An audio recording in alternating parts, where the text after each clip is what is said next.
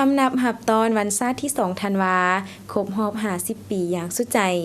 สบายดีท่านผู้ชมที่เคารพเพื่อนสหายนายและพลตำรวจที่ฮักแพงทุกท่านขอต้อนรับบรรดาท่านเข้าสู่รายการพัฒนาฮักฐานซึ่งออกอากาศทุกๆวันพุธเวลา 9:30 น. หา 10:00 น. และออกซ้ำคืนในวันเดียวกันเวลา 11:00 น. หา 11:30 น. ทางสถานีโทรภาพป้องกันความสงบมาพบกับข้าพเจ้าห้อยตีนางโอซินจันดาลาหับหน้าที่ดำเนินรายการและมาพบพ่อกันในมื้อนี้จะให้บรรดาทานไปรับชมข่าวและผลงานการเคลื่อนไหวของกรมคุ้มครองสมโนครัวและก่อสร้างฮักฐานรายละเอียดเส้นบรรดาทานที่ตามรับชมในวันที่ 17 พฤศจิกายน 2025 อยู่ที่สโมสรสั้นซีกรมคุ้มครองสมโนครัวและก่อสร้างฮักฐานกระทรวงป้องกันความสงบได้จัดพิธีปิดฝึกอบรมนำใช้โปรแกรมโครงการสร้างฐานข้อมูลพลเมืองและบัตรประจำตัวดิจิตอลให้พนักงานกรมคุ้มครองสมโนครัวและก่อสร้างฮักฐานโดยให้เกียรติเป็นประธานของท่านพจตวาแกนจันทร์พรหมจักรคณะภาคกระทรวงเลขาคณะภาคหัวหน้ากรมคุ้มครองสมโนครัวและก่อสร้างฮักฐานมีบรรดาคณะภาคคณะกรมครูอาจารย์และนักสมณกรเข้าร่วม172สหายหญิง48สหายในพิธีทานพันโทบัวไลเพชรสมพรหัวหน้าศูนย์คุ้มครองพลเมืองและบัตรประจำตัวได้ขึ้นรายงานผลของการฝึกอบรมซึ่งทานได้ให้ฮู้ว่าการฝึกอบรมครั้งนี้นักสมณกรจะได้ฮู้วิธีการนำใช้ระบบโปรแกรมโครงการสร้างฐานข้อมูลพลเมืองและบัตรประจำตัวเป็นต้นแมน 1. ฝึกอบรมระบบซอฟต์แวร์คุ้มครองพลเมืองและซอฟต์แวร์ระบุตัวตนอิเล็กทรอนิกส์ 2. การนำใช้ระบบซอฟต์แวร์ของพลเมืองการยั่งยืนแบบอิเล็กทรอนิกส์แบบดิจิตอลและการเก็บกำข้อมูลพลเมือง 3. ระบบซอฟต์แวร์สำหรับที่อยู่อาศัยของพลเมืองและการคุ้มครองนำใช้ระบบลายเซ็นดิจิตอล 4. พื้นฐานโครงสร้างการดำเนินงาน 5. ฝึกอบรมเกี่ยวกับการจัดการและการดำเนินงาน ABIS 6. การจัดการระบบข้อมูลข่าวสาร ICT 7. ฝึกอบรมเวียกงานนิติกรรมเกี่ยวกับโครงการและได้สนทนาแลกเปลี่ยนคำคิดคำเห็นพร้อมทั้งมีการประเมินผลผ่านการฝึกอบรมสามารถบรรลุได้ 83% ในตอนท้ายท่านพจตวาแกนจันทร์พรหมจักรได้เน้นหนักให้ทุกสหายเอาใจใส่ในทุกขั้นตอนของระบบการโอนถ่ายและการเก็บกำข้อมูลพลเมืองปฏิบัติหน้าที่อย่างเคร่งครัดมีความถูกต้องละเอียดและมีประสิทธิภาพพร้อมทางชี้ให้เห็นว่าเวียกงานคุ้มครองพลเมืองและบัตรประจำตัวแม้นเวียกงานหนึ่งที่มีความหมายความสำคัญอย่างยิ่งและเป็นพื้นฐานต่อเวียกงานป้องกันชาติป้องกันความสงบและการพัฒนาเศรษฐกิจสังคมของประเทศเฮาเพื่อให้ประเทศเฮาก้าวทันกับยุคเทคโนโลยี 4.0 รัฐบาลแห่งสปป.ลาวก็คือกระทรวงป้องกันความสงบยามใดก็เห็นได้ความหมายความสำคัญของเวียกงานดังกล่าวโดยเฉพาะแม่นการนำใช้เทคโนโลยีข้อมูลข่าวสารเข้ามามีบทบาทสำคัญในทุกขงเขตเวียกงานของการพัฒนาบ่ว่าจะเป็นด้านเศรษฐกิจวัฒนธรรมสังคมเว้ารวมเว้าเฉพาะก็เป็นแขนงการป้องกันชาติป้องกันความสงบกสิกรรมสาธารณสุขและแขนงการอื่นๆก็ได้นำใช้เทคโนโลยีข้อมูลข่าวสารเป็นเครื่องมือรับใช้ที่สำคัญเพื่อคุ้มครองบริหารเวียกงานวิชาเฉพาะในแขนงการของตนเพื่อเฮ็ดให้เวียกงานดังกล่าวมีประสิทธิผลสูงมีความว่องไวทันสมัยจำเป็นต้องได้หันเอาระบบเทคโนโลยีข้อมูลข่าวสารเข้ามามีบทบาทสำคัญในการคุ้มครองหันเอาเวียกงานดังกล่าวเข้าสู่ระบบดิจิตอลพร้อมทั้งมอบรางวัลให้นักสัมมนากรที่เข้าฝึกอบรมที่มีคะแนนดีเด่นเป็นเกียรติมอบโดยท่านพจตวาแกนจันทร์พรหมจักรในท้ายอาทิตย์ที่ผ่านมานี้หน่วยพักฮักฐานกองก่อสร้างฮักฐาน914ได้เปิดกองประชุมบ้านดำเนินชีวิตการเมืองตีราคาจัดแบ่งประเภทสมาชิกพรรคคัดเลือกหน่วยพรรคปลอดภัยเข้มแข็งนักแน่นประจำปี 2025 ของหน่วยพักฮักฐานกองก่อสร้างฮักฐาน914โดยการเป็นประธานของสหายพันเอกสมสนิทจันทวงศ์รองเลขาคณะภกรมรองหัวหน้ากรมคุ้มครองสมโนครัวและก่อสร้างฮักฐานมีสหายพันโทหัสดีศิริวงศ์เลขาหน่วยพักฮักฐานหัวหน้ากองก่อสร้างฮักฐาน914มีสหายพันโทสีทองรัตวงศ์ห้องแผนกเสนากรมคุ้มครองสมโนครัวและก่อสร้างฮักฐานมีสหายพันตีวงเพชรแพงสุวรรณหัวหน้าหน่วยงานต่างหน้าแผนกการเมืองกรมคุ้มครองสมโนครัวและก่อสร้างฮักฐาน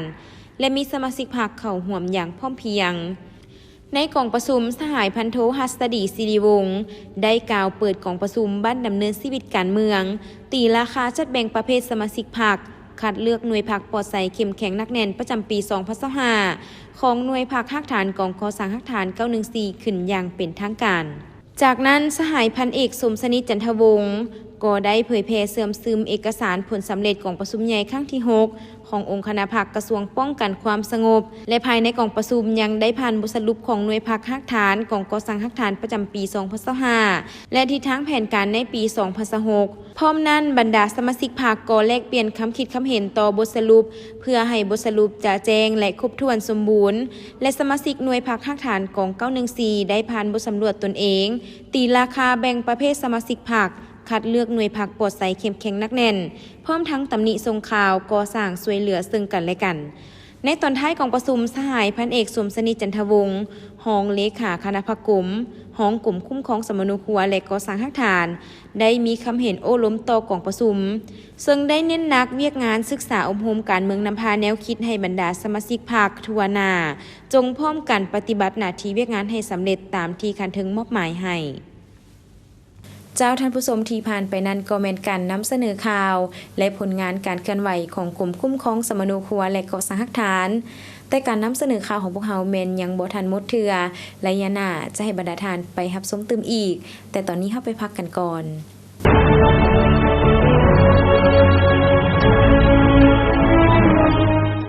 รายการพัฒนาฮักฐานเป็นรายการหนึ่งที่นำเสนอเกี่ยวกับผลงานการเคลื่อนไหวเวียกงานวิสาสะพรในด้านต่างๆของกลุ่มคุ้มครองสมนุครัวและก่อสร้างฮักฐานกองก่อสร้างฮักฐานการเมืองและบรรดาห้องคุ้มครองสมนุครัวและก่อสร้างฮักฐานอยู่บรรดาแข่งการเคลื่อนไหวของกำลังปกสกลุ่มและปกสบ้านในขอบเขตทั่วประเทศโดยเฉพาะแม่นเวียกงานคุ้มครองสมนุครัวเวียกงานออกบัตรประจำตัวลาวและต่างดาวการผลิตกาประทับและการหันกำลังลงก่อสร้างอาคารการเมืองอยู่จุดล่อแหลมในขอบเขตตัวประเทศ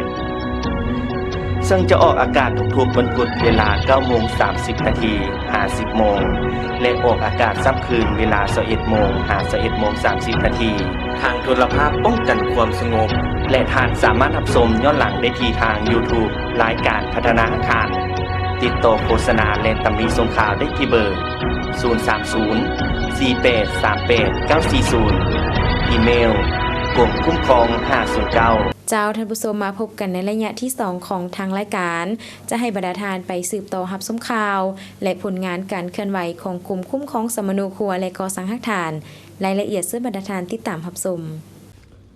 ในวันที่ 13 พฤศจิกายน 2025 อยู่ที่กองก่อสร้างฮักฐาน 913 ได้จัดกองประชุมเปิดบันดำเนินชีวิตการเมืองตีราคาจัดแบ่งประเภทสมาชิกพรรคและหน่วยพรรคปลอดภัยเข้มแข็งนักแน่นประจำปี 2025 เป็นประธานโดยสหายพันเอกศรีบุญเฮืองสัญญเพชรคณะผักกลุ่มรองหัวหน้ากลุ่มคุ้มครองสมนุครัวและก่อสร้างฮักฐานมีสหายพันโทรัตดาวีมณีวงศ์เลขาหน่วยผักหัวหน้ากองก่อสร้างฮักฐาน 913 มีคณะหน่วยผักตลอดฮอดสมาชิกผักภายในกองก่อสร้างฮักฐาน 913 เข้าร่วมสหายพันโทรัตดาวีมณีวงศ์เลขาหน่วยผักหัวหน้ากองก่อสร้างฮักฐาน 913 ได้ขึ้นผ่านบทรายงานการเคลื่อนไหวเวียกงานในปี 2025 ว่าการนำพาซี่นำของคณะหน่วยผักฮักฐาน 913 ในระยะ 1 ปีผ่านมาแม่นได้รับการซี่นำโดยกงจากคณะผักกลุ่มคุ้มครองสมนุครัวและก่อสร้างฮักฐานอย่างใกล้ชิดและได้สร้างเงื่อนไขอำนวยความสะดวกให้แก่คณะหน่วยผักของพวกเขาได้เคลื่อนไหวปฏิบัติหน้าที่เวียกงานวิชาเฉพาะสำเร็จตามการมอบหมายคณะผักขันถึงพร้อมกันนั้นก็ย้อนความสามัคคีของพนักงานสมาชิกพรรคภายในกองมีความเป็นเอกภาพกัน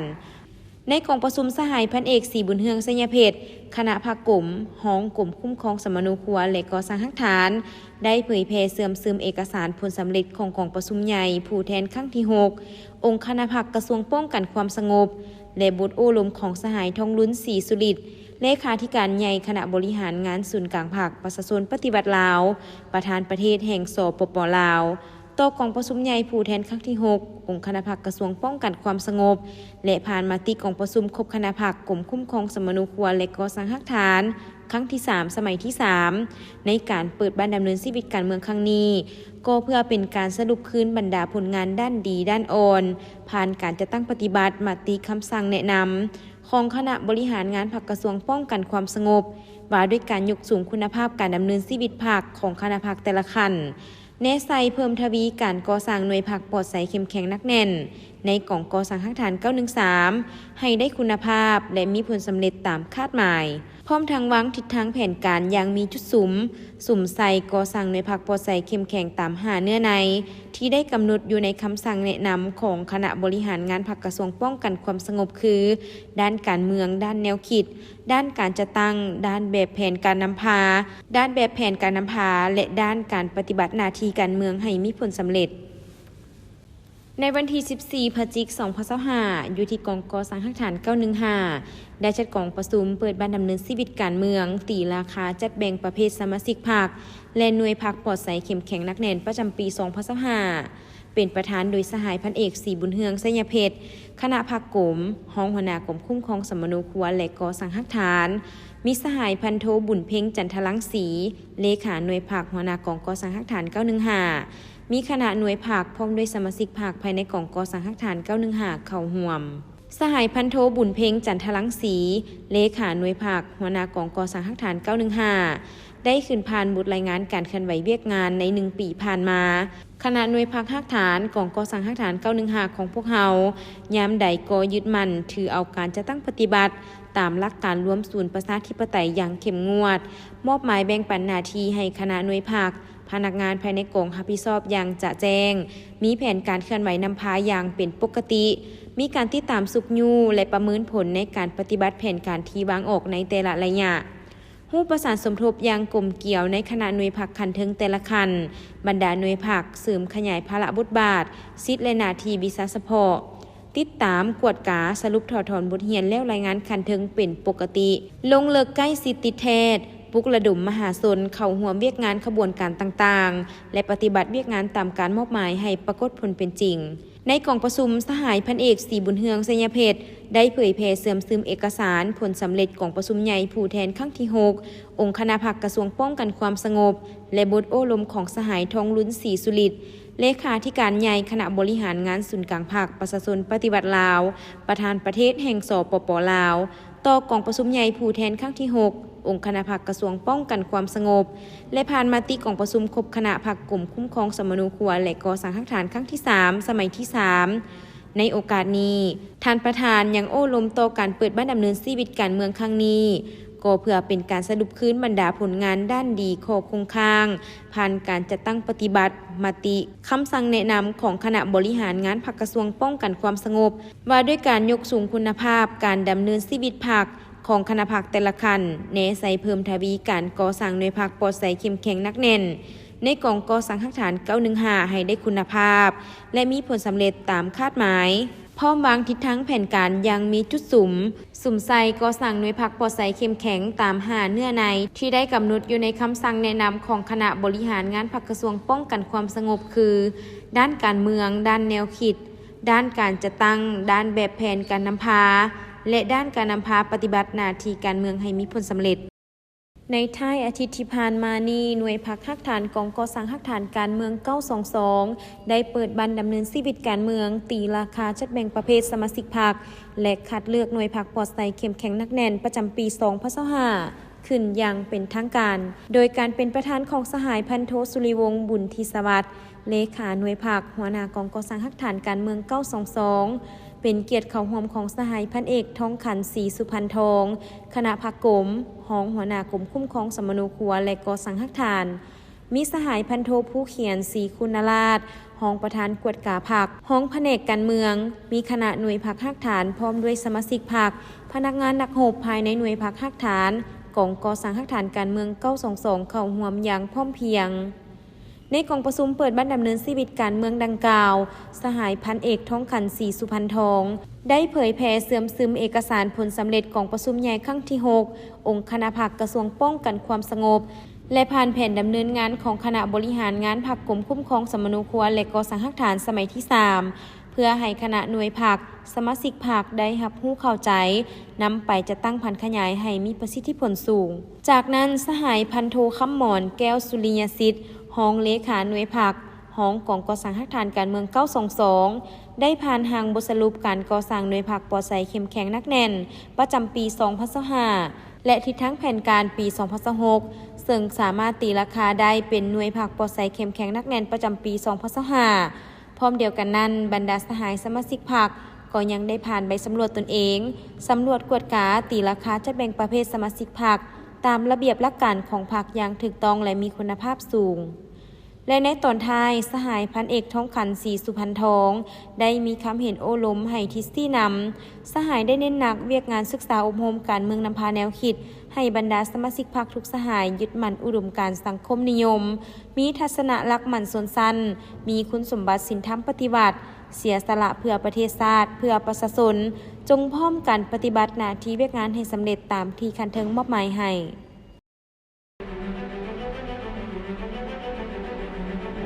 ประเทศลาวเป็นประเทศที่อุดมสมบูรณ์ไปด้วยทรัพย์ในดินสินในน้ำหักสันติภาพในยุคดิจิตอลกำลังขยายตัว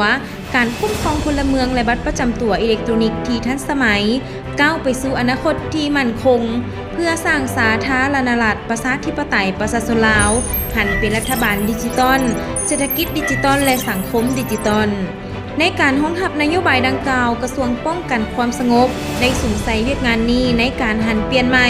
ในการคุ้มครองพลเมืองและบัตรประจำตัวแบบดิจิตอลให้กลายเป็นทันสมัยเทื่อละก้าวโดยได้รับการร่วมมือการเซ็นสัญญาจากกระทรวงตำรวจสังคมนิยมเวียดนามความจำเป็นต้องหันเป็นดิจิตอลในหลาย10 ปีผ่านมาการคุ้มครองสมนูครัวและบัตรประจำตัวอยู่สปป.ลาวคุ้มครองด้วยเอกสารและบันทึกแบบเจียสเห็นให้เวียกงานคุ้มครองรัฐคุ้มครองสังคมการบริการสาธารณะมีความซักซ่าการป้องกันอาชญากรรมเวียกงานแก้ไขปรากฏการณ์ย่อท่อของสังคมพบความยุ่งยากในระยะปี 1985 หาปี 1989 บัตรประจำตัวมีรูปแบบคล้ายคือปื้มสมนูครัวท้ายปี 1989 หาปี 2001 บัตรประจำตัวแมนนำไส้บัตรเจี้ยเขียนด้วยมือทางด้านหลังประทับลายนิ้วมือปี 2002 ถึงปี 2014 ได้นำไส้บัตรพลาสติกสีขาวปี 2014 หาปี 2023 นำไส้บัตรพลาสติกสีเขียวแต่ยังบ่สามารถเชื่อมต่อข้อมูลกับภาคส่วนแขนงการอื่นได้กดปุ่มเริ่มปฏิบัติโครงการอย่างเป็นทางการเดือนกรกฎาคม 2024 เป็นช่วงระยะประวัติศาสตร์ที่ท่านโตเริ่มประธานประเทศสังคมนิยมเวียดนามปัจจุบันนี้ท่านเป็นเลขาธิการใหญ่พรรคคอมมิวนิสต์เวียดนามที่ได้เดินทางมาเยี่ยมยามสปป.ลาวอย่างเป็นทางการด้วยไมตรีจิตมิตรภาพวันที่ 11 กรกฎาคม 2024 การนำ2ประเทศได้กดปุ่มเพื่อเริ่มปฏิบัติโครงการอย่างเป็นทางการ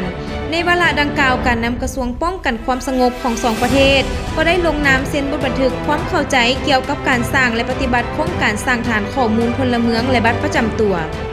การเปิดตัวโครงการที่สำคัญนี้ได้กลายเป็นบาท9อันใหญ่หลวงบ่เพียงแต่ทางด้านเทคโนโลยีเท่านั้นแต่ยังแสดงให้เห็นอย่างลึกซึ้งถึงวิสัยทัศน์ยุทธศาสตร์โครงการหันเป็นดิจิตอลแห่งชาติในลาวรับใช้ประชาชนบริหารที่ทันสมัยพร้อมกันนั้นเพิ่มทวีการพัวพันมิตรภาพที่เป็นมูลเสื้อแบบพิเศษระหว่างลาวเวียดนาม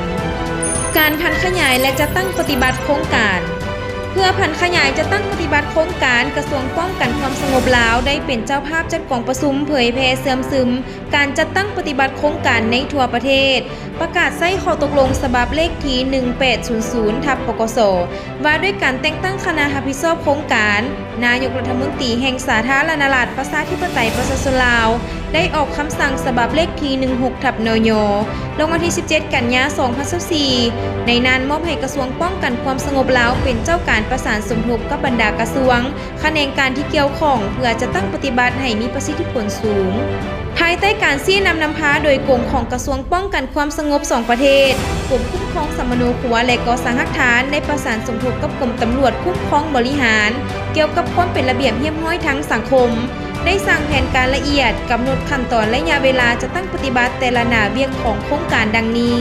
1. ได้ออกข้อตกลงแต่งตั้งคณะรับผิดชอบลงสุขยุช่วยบรรดาปกส.ขันแขวงในขอบเขตทั่วประเทศโดยซุ่มใส่การโอนไทยสำเนาสมนูครัวเป็นเอกสารอิเล็กทรอนิกส์นับแต่เดือนตุลาคม 2024 หาเดือนมิถุนายน 2025 สำเร็จ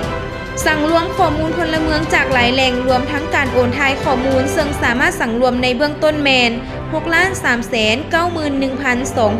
6,391,220 คนในจำนวนพลเมือง 7,912,394 คนรวมอัตราส่วน 80.77%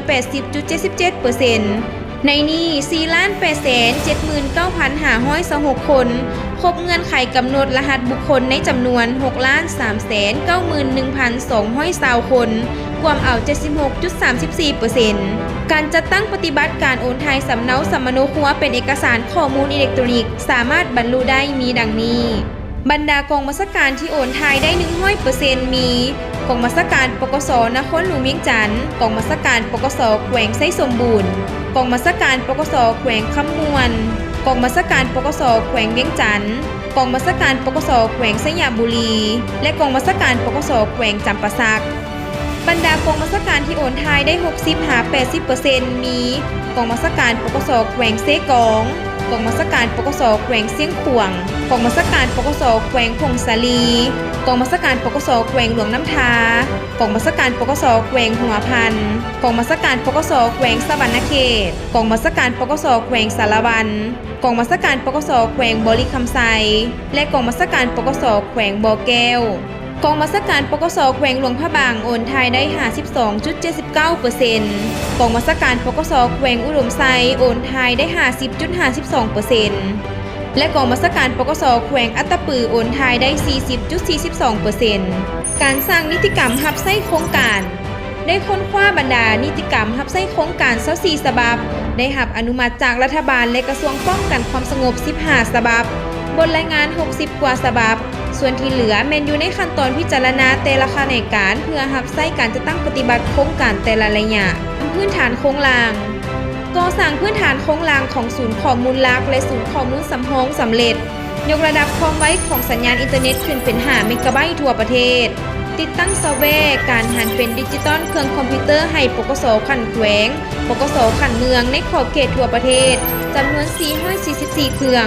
ในนี้ได้ติดตั้งเซิร์ฟเวอร์อุปกรณ์เครือข่ายอุปกรณ์ความปลอดภัยของสัญญาณอุปกรณ์เก็บลายนิ้วมือและกล้องถ่ายรูปเพื่อเก็บกำข้อมูลการออกบัตรประจำตัวด้านความปลอดภัยของระบบอุปกรณ์ทุกชนิดต้องได้รับการตรวจสอบความปลอดภัยข้อมูลก่อนนำใช้ระบบความปลอดภัยที่ทันสมัยทุกจุดเชื่อมต่อได้ติดตั้งอุปกรณ์ใส่รหัสข้อมูลเพื่อรับประกันความปลอดภัยของข้อมูลด้านบุคลากรกระทรวงป้องกันความสงบได้อนุมัติกงจักการจัดตั้งและบุคลากรของศูนย์ข้อมูลพลเมืองและบัตรประจำตัวปรับปรุงบอนเฮ็ดเวียกให้แก่ศูนย์ดังกล่าวสำเร็จโดยพื้นฐานประกอบบุคลากรทางด้าน IT ให้แก่กรมคุ้มครองสัมมโนครัวและก่อสร้างหลักฐานในระยะการหันเอกสารสัมมโนครัวเป็นดิจิตอลได้มีการฝึกอบรมให้พนักงานทั่วประเทศ333สหายแต่งตั้งคณะรับผิดชอบจากกรมคุ้มครองสัมมโนครัวและก่อสร้างหลักฐานไปช่วยเหลือปกส.ขันแขวงปกส.ขันเมืองในการติดตั้งแนะนำซอฟต์แวร์เชื่อมต่อสัญญาณและหันเป็นดิจิตอลเอกสารสัมมโนครัวในขอบเขตทั่วประเทศได้มีการฝึกอบรมให้พนักงานกรมคุ้มครองสัมมโนครัวและก่อสร้างหลักฐานในการเก็บออกบัตรประจำตัวส่งพนักงานไปฝึกอบรมอยู่สังคมนิยมเวียดนามเก็บพิมพ์บัตรประจำตัวดิจิตอลได้ผ่านขยายเก็บกำข้อมูลพลเมืองเพื่อออกบัตรประจำตัวและพิมพ์บัตรประจำตัวเบื้องต้น 1,000 บาทก่อนจะผ่านขยายในขอบเขตทั่วประเทศมาฮอดวันที่25กรกฎาคมห้องว่าการสำนักงานนายกรัฐมนตรีได้ออกแจ้งการฉบับเลขที่1304/หสนยตามที่ชี้นำเกี่ยวกับการกำหนดวันที่30กรกฎาคม2025เป็นมื้อเปิดพิธีและประกาศนำใช้บัตรประจำตัวดิจิตอลอย่างเป็นทางการในขอบเขตทั่วประเทศฉะนั้นกระทรวงป้องกันความสงบมีความจำเป็นในการพัฒนาบัตรประจำตัวพลเมืองลาวฝั่ง10แบบใหม่ทันสมัยเป็นบัตรดิจิตอลนำใช้ง่ายต่อการยั่งยืนตัวตนของพลเมืองบัตรประจำตัวพลเมืองลาวแบบดิจิตอลนี้ประกอบมีส่วนสำคัญต่างๆดังต่อไปนี้มีเลขรหัสบุคคลมี13ตัวเลขแมนการยั่งยืนตัวตนของพลเมืองออกให้พลเมืองแต่ละคนนับแต่มื้อเกิดจนฮอดมื้อเสียชีวิตและบ่ซ้ำกับคนอื่นสามารถเสริมต่อปรับปรุงแบ่งปันและค้นหาข้อมูลพลเมืองในฐานข้อมูลรับประกันความลับความปลอดภัยสูงสุดด้านหน้ามีรูปแบบเครื่องหมายชาติรูปธาตุหลวงรูปดอกจำปาและรูปแผนที่รวมมี8สี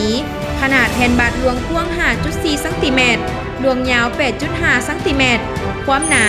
0.85 ซมเนื้อในของบัตรประจำตัวด้านหน้าและด้านหลังกำหนดตัวอักษรภาษาลาวภาษาอังกฤษสามารถเก็บกำข้อมูลได้หลายขึ้นมีความปลอดภัยสูงเพื่อป้องกันการปลอมแปลงสามารถเชื่อมโยงแลกเปลี่ยนข้อมูลกับภาคส่วนต่างๆได้อย่างมีประสิทธิภาพ เก็บกำข้อมูลซีบาวิทยาเซนการสแกนนิ้วมือการจื้อจำใบหน้าหรือการสแกนม่านตาเพื่อยืนยันตัวตนสามารถเชื่อมโยงกับโทรศัพท์มือถือผ่านแอปพลิเคชันนำใช้บริการต่างๆได้ง่ายทางออนไลน์ประหยัดเวลางบประมาณและสะดวกให้แก่ผู้สวมใช้จุดเด่นของแอปพลิเคชัน LAEID เป็นแอปพลิเคชันที่สร้างพื้นฐานในการระบุตัวตนของพลเมืองลาวหันเป็นดิจิตอลสนองการให้บริการทางเศรษฐกิจสังคมก้าวไปสู่สังคมดิจิตอลที่โปร่งใสและมีคุณภาพรับประกันข้อมูลถูกต้องครบถ้วนชัดเจนรับใช้เวียกงานคุ้มครองรัฐคุ้มครองสังคมสอดคล้องกับท่าเอียงการพัฒนาของภาคพื้นและสากลถือเอาพลเมืองเป็นใจกลางในการหันเป็นดิจิตอลสร้างเงื่อนไขอำนวยความสะดวกให้แก่ผู้สวมใช้เข้าถึงได้ง่ายรับประกันความลับและสะดวกในการเคลื่อนไหวธุรกรรมทางด้านอิเล็กทรอนิกส์และสามารถตรวจสอบเชื่อมโยงทั่วประเทศมีคุณค่าใช้แทนเอกสารเจียแบบดั้งเดิมบริการสาธารณะออนไลน์ลายเซ็นดิจิตอลทางด้านสาธารณสุขธนาคารและอื่นๆพื้นฐานการพัฒนา LAEID โดยอิงใส่พื้นฐานแอปพลิเคชันจากฐานข้อมูลพลเมืองและบัตรประจำตัวลดผ่อนขั้นตอนการประกอบเอกสารหลีกเลี่ยงการปลอมแปลงเส้นทางแห่งอนาคตสาธารณรัฐประชาธิปไตยประชาชนลาวก็คือกระทรวงป้องกันความสงบมีความมุ่งมั่นปรารถนาและมีความตัดสินใจสูงต่อกับการนำใช้เทคโนโลยีที่ทันสมัยเข้ามารับใช้เวียกงานวิชาเฉพาะของกรมกองเพื่อให้ทันกับยุคสมัยในสายตาอันตื่นเต้นดีใจของประชาชนทุกๆข้อมูลส่วนบุคคลได้ถูกเก็บกำอย่างถูกต้องอยู่ในฐานข้อมูลแห่งชาติแต่ละมือแต่ละชั่วโมงระบบคุ้มครองพลเมืองและบัตรประจำตัวดิจิตอลค่อยๆกระจายไปทั่วทุกๆคนในทั่วประเทศบัตรน้อยๆ1 บาทแต่เป็นข้อกระแจสำคัญเพื่อไขประตูสู่การบริการภาครัฐและเอกชนแบบออนไลน์ในอนาคตเป็นขีดหมายแห่งการหันเปลี่ยนในการคุ้มครองรัฐคุ้มครองสังคมผลสำเร็จของโครงการสร้างฐานข้อมูลพลเมืองและบัตรประจำตัวได้กลายเป็นสัญลักษณ์แห่งบาท9บุกทะลุแม่นย้อนพรรคเฮาได้วางแนวทางเปลี่ยนแปลงใหม่ออกอย่างถูกต้องและทันการสอดคล้องกับสภาวะความเป็นจริงของประเทศชาติและความมุ่งมั่นปรารถนาของประชาชนทั้งสอดคล้องกับการหันเปลี่ยนของสภาพแวดล้อมสากลผลสำเร็จนั้นแม้นความตัดสินใจสูงของการนำกระทรวงป้องกันความสงบนับแต่ศูนย์กลางฮอดท้องถิ่นในขอบเขตทั่วประเทศและการร่วมมือของพนักงานนักรบที่ได้สุ่มเหือแหงเข้าในเวียกงานที่ภาครัฐมอบหมายให้แม้นการร่วมมือกันระหว่างสองชาติลาวเวียดนามร่วมกันสร้างอนาคตดิจิตอลที่มั่นคงโครงการสร้างฐานคุ้มครองข้อมูลพลเมืองและบัตรประจำตัวจะยังคงเป็นเส้นทางที่เต็มไปด้วยความยุ่งยากและท้าทายแต่เป็นความภาคภูมิใจที่จะนำเอาความผาสุกมาสู่ประชาชนของสาธารณรัฐประชาธิปไตยประชาชนลาวชาวเวียดนามเราหาแข่งกันแต่ดึกดำบรรพ์มานานพันปีเราดื่มน้ำของกองดองสามัคคีสองชาติที่เราเคยมีมูลเสือเจ้าท่านผู้ชมที่ผ่านไปทั้งหมดนั้นก็เป็นการนำเสนอข่าวและผลงานการเคลื่อนไหวของกรมคุ้มครองสมนุครัวและกสหทานตลอดระยะ1 อาทิตย์ที่ผ่านมาฮอดนี้เวลาทางรายการของพวกเฮาแม่นได้หมดลงเพียงเท่านี้ขอขอบใจบรรดาทานที่ให้เกียรติติดตามรับชมรายการของพวกเฮาแต่ต้นจนจบและทานสามารถรับชมได้ใหม่ในอาทิตย์หน้าวันและเวลาเดียวกันนี้ข้าพเจ้าห้อยตีนางโอซินจันดาราพร้อมด้วยทีมงานต้องขอลาท่านผู้ชมไปก่อนสบายดี